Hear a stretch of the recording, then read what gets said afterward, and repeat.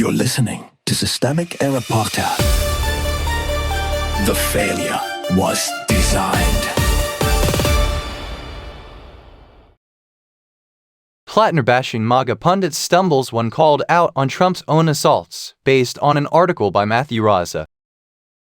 Selective morality for sale. The Useful Outrage. Graham Platner's exit from the Maine Senate race gave Republican operatives exactly what they wanted: a fresh chance to perform disgust, posture as guardians of women, and redirect the story toward Democratic weakness. The source material is not really about Platner alone. It is about how quickly sexual misconduct becomes a partisan weapon when the accused is politically expendable, and how selectively the outrage disappears when the accused is Donald Trump. That is the frame problem. The panel pretended this was a clean morality tale. It wasn't. It was a demonstration of who gets protected, who gets sacrificed, and who gets to call that consistency. Who actually holds power? The real power in this story sits with Trump and the Republican media ecosystem that keeps insulating him.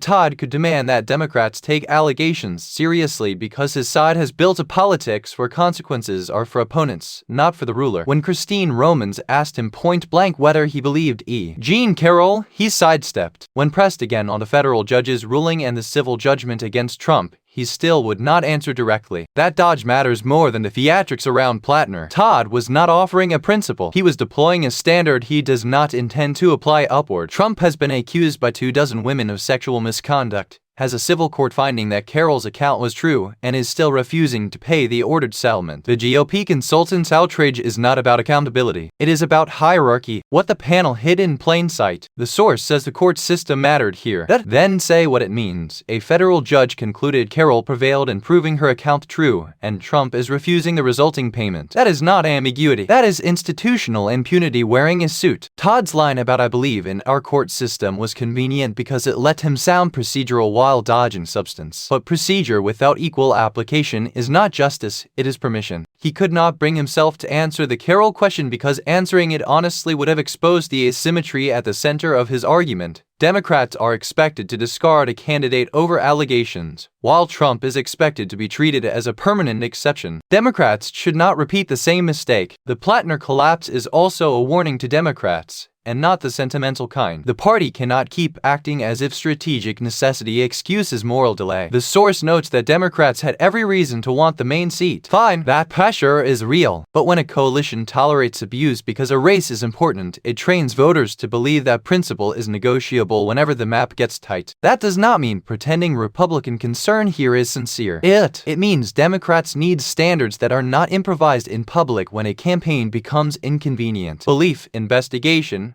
consequence, and accountability cannot be reserved for moments when the party feels safe to enforce them. The panel's false equality. Gretchen Carlson's "We all have to own this" line flattened the actual distribution of power into a comforting national choir. That is civic theater. It sounds mature because it refuses to identify winners and losers. But the country is not suffering from a generic failure of manners. It is suffering from an organized political culture that protects powerful men, rewards bad faith attacks on women, and calls the resulting damage a shared burden. Both parties' language is a fog machine here. Democrats may be guilty of opportunism and cowardice. Republicans, in this case, are defending a president against the very standard they demand for everyone else. Those are not equivalent failures. One is weakness inside a Democratic coalition. The other is a governing strategy built around impunity. The larger pattern is simple. Allegations against weaker or politically isolated figures get converted into instant discipline, while allegations against the powerful are filtered through denial, procedure, delay, and loyalty rituals. That is how authoritarian politics normalizes abuse, not by hiding it completely,